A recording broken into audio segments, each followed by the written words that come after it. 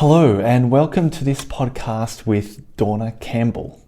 Dawna Campbell is a heart-centered healing practitioner, and she works with the law of attraction. And in this podcast, we're talking about some of the things that have happened to her in her life and what led her to become the woman she is today. And she talks extensively about how she suffered really shocking abuse at the hands of her partner. But the amazing thing is she talks about how this transformed her into being someone who was completely able to let it go and move on with her life. So it's a really fascinating, interesting discussion. So hope you enjoy. Yeah, so you help people one-on-one. So I just wanted to ask you firstly, what is your method for helping people one-on-one? It's really a mind whispering technique that I learned from a medicine woman. And I do call it thought form energy healing, because what we're doing is we're taking our mind thought forms, the mindset, and we're aligning how we feel in the heart set. And it's starting with the original thought to find the thought underneath the thought, under the thought, all the way back to the original thoughts to uncover what that emotional component is. And it's changing that emotion or feeling that is blocking us to something that is better to facilitate the thought we are having in the right direction. So oftentimes people ask or say things like, well, I want to create abundance. I want to create riches. I want to have better finances. But yet what they feel is a less than or a lack energy. Well, the heart is misalignment to what they're thinking. So when we uncover different events with the thought forms, we can uncover where the misalignment is with the energy and change it so it's in alignment with the thought. So it happens on a deep subconscious level, and then you just have the results as if they were always there. So it's a very intuitive process. It's a very personal process for somebody to go through how to work with someone on an individual session. Okay. Interesting, because obviously with this channel, I'm trying to communicate to people, how to get the best out of themselves, how what they think changes their life. So how did you come to this understanding that you can change your life with your thoughts? Through my own personal life. Previously, I was a financial advisor and a managing principal of an investment firm. And I was responsible for $500 million of other people's money. So Okay. that amount, all of that broke down my health, the amount of stress, and I couldn't digest food for 2 years. I learned of infidelity of my marriage and the anger I was holding on to. And then I was financially devastated. I was a single parent of 2 children, not being able to be re-employed in the financial services world when I took a year off to make some of my own personal changes. And all of that for me happened within 4 to 5 years. I met someone who was a medicine woman. Have you ever seen that movie, Mrs. Doubtfire, with Robin Williams? Yeah, absolutely. That's what she looked like. And I would think a medicine woman would be an old Indian lady. No, she looked like a grandma and Mrs. Doubtfire. And she started teaching me different strategies of how to shift and change energy. And then she taught me how to do that on myself, because I is what I had in common for me, and how to change a fear or a stress or an anger into something that was better. And here's what I learned. Your subconscious records everything from the moment you're born to the day you exit this earth. And it's constantly assigning emotions and feelings to those events. The problem with this process is that our awareness level of this happening is maybe 10%. Scientists measured Albert Einstein's brain, and his awareness level was 10%. So what's the other 90% doing? Well, it's giving us an automated response system that usually goes back to childhood. And in every moment, every frequency of emotion and feelings exist. It's just that your subconscious got stuck on a particular emotion, like anger or frustration or pressure or worry, and it creates it as a pattern. But if we open that up and understand there were other frequencies or other feelings in the events, and we uncover what those are, we can make the mind shift internally happens in the synapse between the two neurons instantaneously.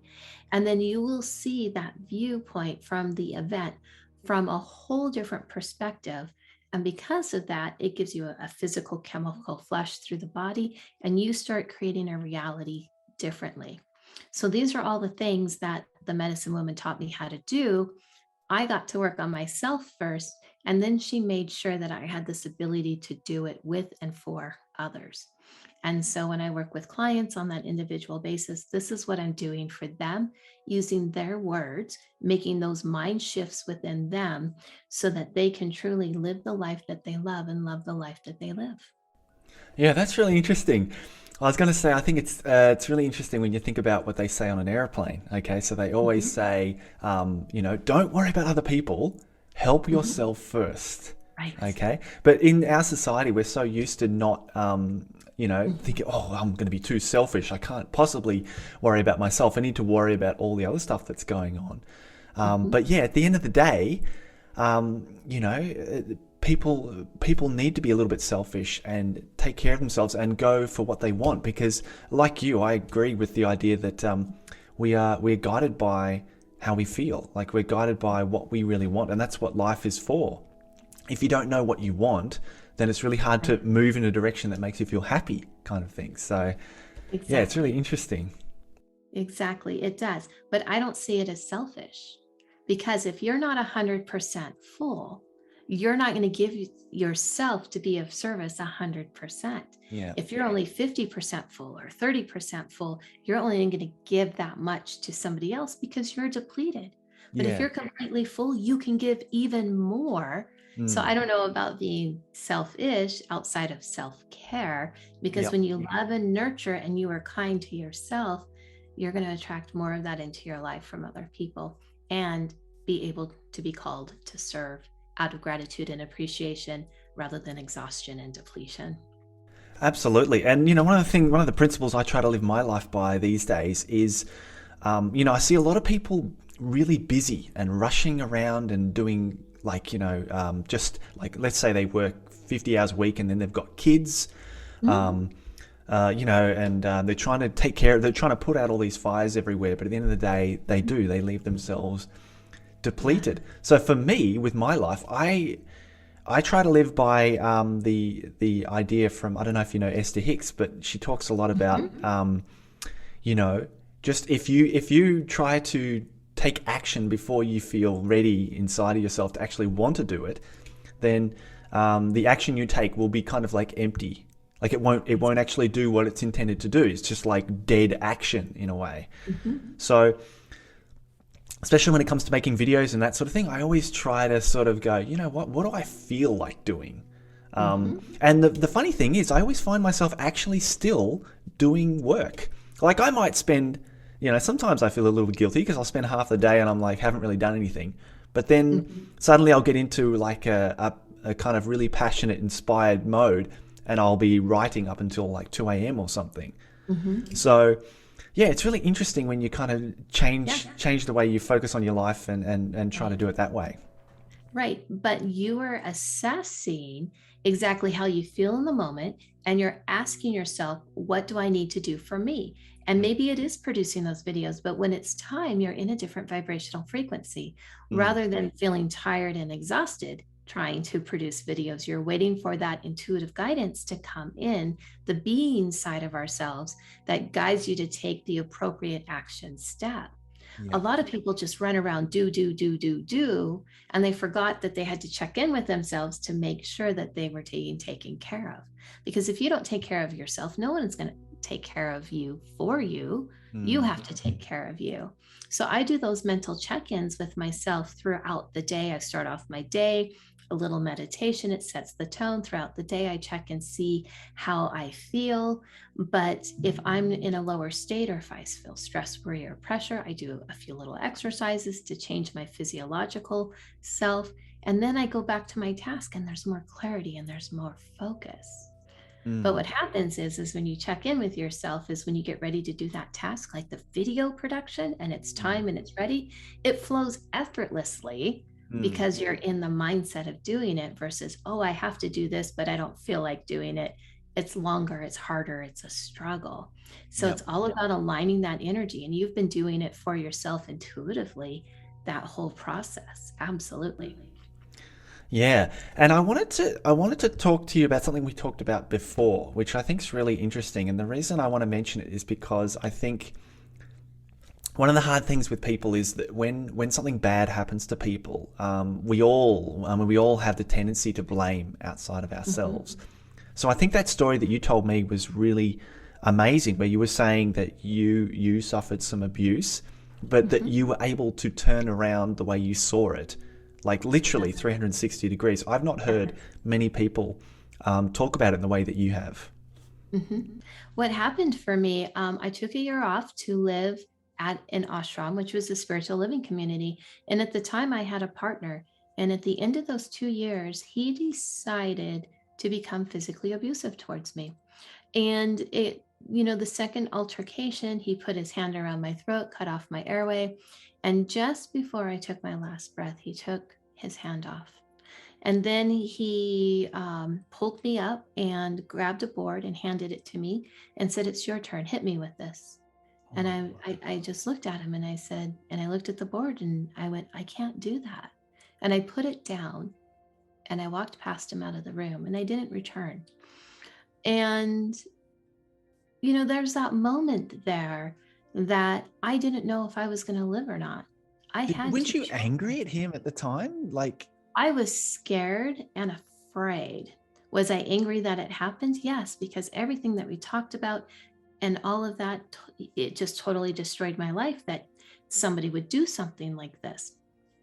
What happened for me afterwards in getting to safety was making a promise to the universe, to creation, saying that if I and my children were kept safe, I would dedicate my life to this healing path. I'll do everything the medicine woman was telling me how to do. She was very instrumental in me to be empowered versus being enabled throughout that whole process. And I really have dedicated my life. I am still learning different layers of that. And when people ask me, would there be anything you would want to change about that? I say no, because I wouldn't be here now today sharing my story. So, how did I change that mindset? Well, part of it was doing the work that I do with clients, working to see and what those gifts were. And why did I have to go through all of that to receive a gift? Because there's always a silver lining gift, and there's a gift within a gift. And one of the first gifts that I had was having compassion, understanding, and forgiveness for myself, for allowing myself to be in that situation and harboring and holding on to those energies, the fear, the anger, all of those. It gave me understanding. The reason why I say understanding of why it happened was it was at the start of this person having brain cancer. They've since then have crossed over. But the forgiveness was my forgiveness. I can't say what they did was right or wrong. It was a self-forgiveness process. Would I repeat it with them? Not if I had a choice, and I would probably do things differently. But I'm thankful those experiences happened, because in our conversation before, the deeper gift of that was, wait a minute, that person isn't here, but I am. And because I'm still here, I'm worthy to live my life, because I didn't die then. I'm still here. They had their karma. So I'm worthy to live my life. And I'm worthy to live my life of abundance and gratitude and prosperity and all of those things that I stand for. And if it wasn't for that event, I wouldn't be able to communicate that message and share it with other people. So I wouldn't change that at all. And now I can go out and I can say, you are worthy to live your life and the abundance and goodness and prosperity and happiness and all the things that you desire, because you are here living. yeah, that's that's And that that's is a huge gift. yeah, that's amazing. I mean, because most people don't see it that way. Most people will feel like, when something bad happens to them, for one thing, they get stuck in it for a long time. Yes. And then the blaming happens around them. So for you, your situation, you basically dusted yourself off and said, like, almost seems like almost immediately, I need to make another choice and just basically separated yourself from that event. And I think that's the main problem. Like when people talk about post-traumatic stress and that sort of thing, Yes. you know, they really get stuck in it. And I'm not denying that a lot of things that people go through are really, really tough. Mm-hmm. But yeah, I've never heard anyone articulate it the way you have about that, in that, you know, you realized that it was under your control and that you could make that choice to go in a different direction. Because even with simple things, you know, what I notice is that, like, you know, whenever something goes wrong, like let's say someone loses a job, or, you know, even if they're playing sport, you know, I can remember when I play sport, if I lose, I get really upset and I start to blame myself. So, but to take that idea, like if you watch people playing tennis, like the professionals, as soon as they lose a point, it's like a little mini trauma. I'm not saying it's anywhere near what trauma people have gone through, but it's a little thing. It's like, oh, I lost the point. You can be that sort of person who just gets transfixed on it and is like, oh, you know, this is going to happen again and again and again and again, because you've seen it once, you think it's going to happen again. But then there's that moment where you see the professionals and they just go, they go to the next point.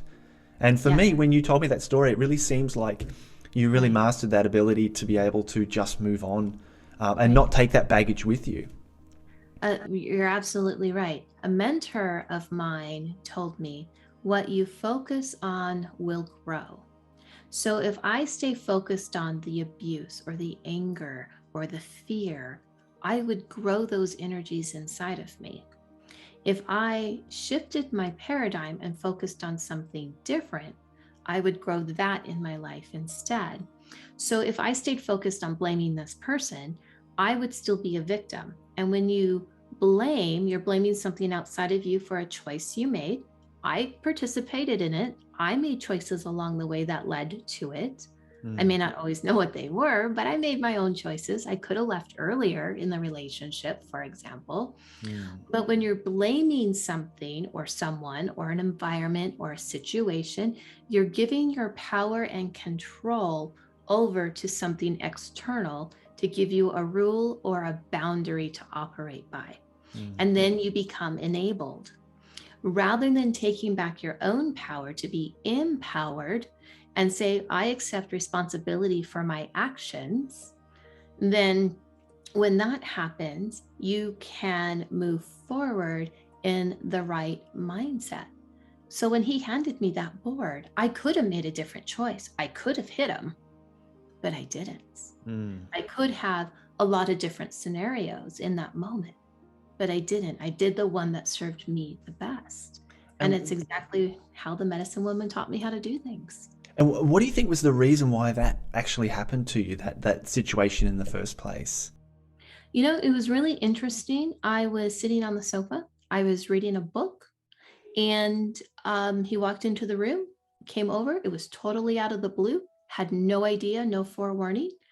The only thing that I can come up with was that it was the start of brain cancer for him.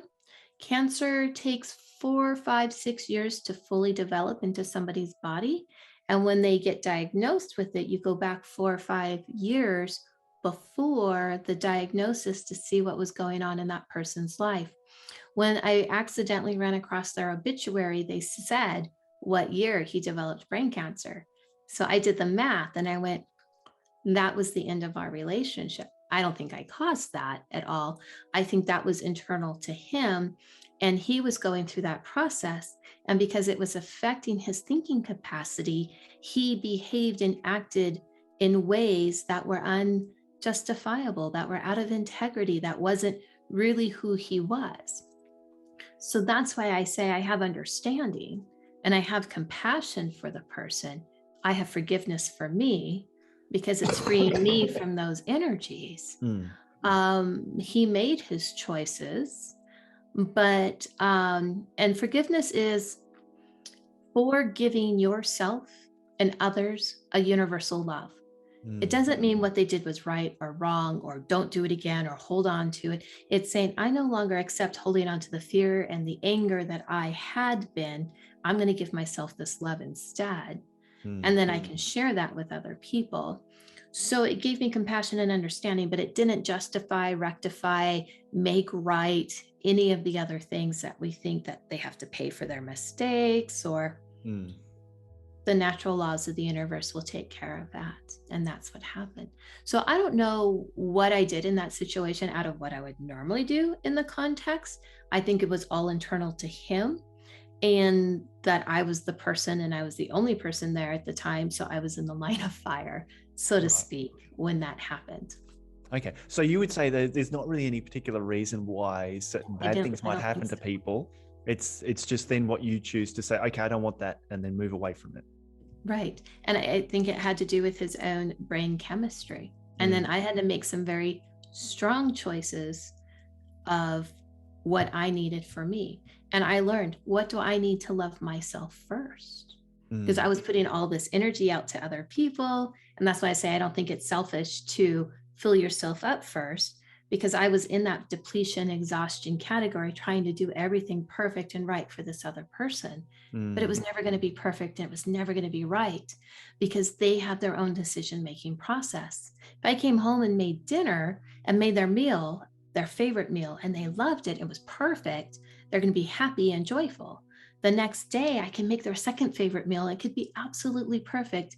And they might think that it's the worst meal ever, because they had 30,000 brain thoughts between yesterday and today, and we don't know what's in there. So they might not like it the next day. We have no control over that. We can only do what we can for ourselves. So that entire situation taught me how to love myself first. What do I need for my self care and self nurturing?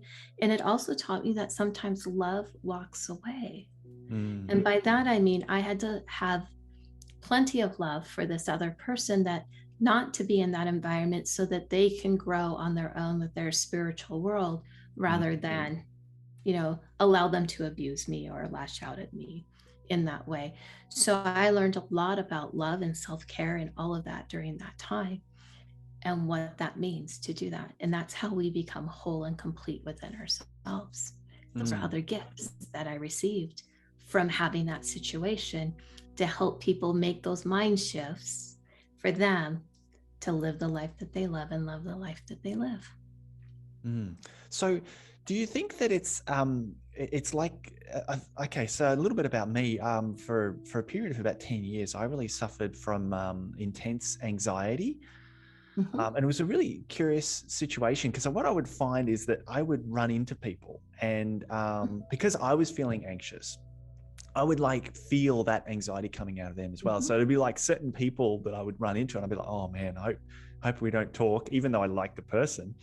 Mhm. It would just be this horrible feeling of kind of like, it's gonna be this awkward silence or whatever. And what was interesting is that I kind of really recognized through that process that it's like, we are human beings. I mean, we are so connected by energy around us. It's amazing, because I could see it every single time. If I felt something, it was only a matter of time before the person I'm looking at with my eyes would start to feel Yeah. it too. And I Mhm. could tell on other days when I felt really good and I wasn't anxious, how the conversation would change as well. So it was was my introduction to the idea of like, what we're feeling really has an effect on other people. So how much do Absolutely. you think your energy is able to affect other people with what you do? Um, a lot. And I'll say that only because I'm trained how to do that. Right. Because we are, as people, electromagnetic frequency. So Mm. electrically, our energy runs up and down our body, but magnetically, it goes in and out, which is what creates your Right. energy field or your aura. And Okay. that's, we intuitively read this all the time. Yeah. And we're reading it from our perspective and point of view. Mm. So you can walk down the hallway to a sales meeting, and long before you get there, maybe even long before you get into the building, if the sales meeting is going to be a good, happy sales meeting, everyone made their numbers. And you also know that maybe sales needed to be up and the manager is going to be having a conversation with everyone. You know that. You know by walking down the street if that's a good person and you're going to walk by them, or, oh, wait, no, I think I'll cross the street over here. Yeah. You do that automatically, and it happens without thought. That's your subconscious, that's your automated response system. but we're reading things from our point of view.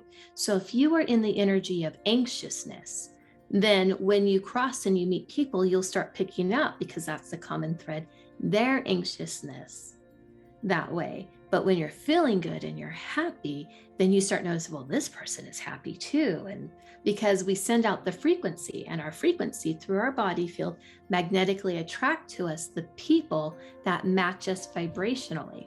So that's why you can be around anxious people one day and the next day be around happy people, because your frequency is shifting and changing. It's a continuous process.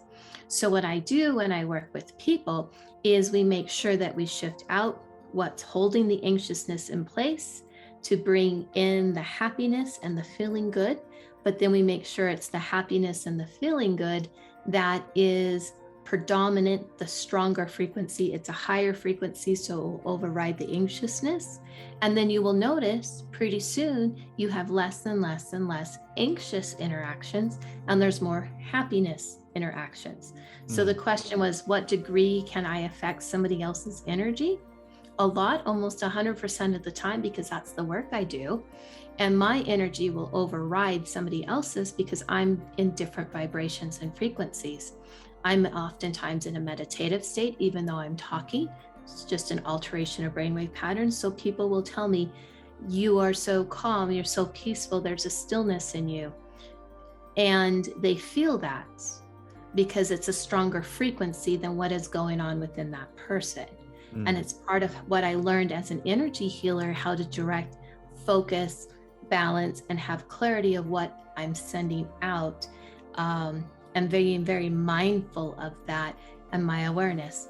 I will tell you, I'm human like everybody else. There's moments I'm sad. I get a little bit of frustration. Sometimes worry comes in, but I recognize it internally inside of me really quick, because I'm not used to being in that state. And it's like, whoa, wait a minute, I feel this. What's going on? I need to take a look at this. And I have to use the same process on myself to shift out of it. If I'm angry and I'm around other people, they will become angry because I'm sending out those frequencies. Yeah. So it's just how it works. It's the human dynamics, and it's all backed by physics and science. And that's how we work as electromagnetic beings.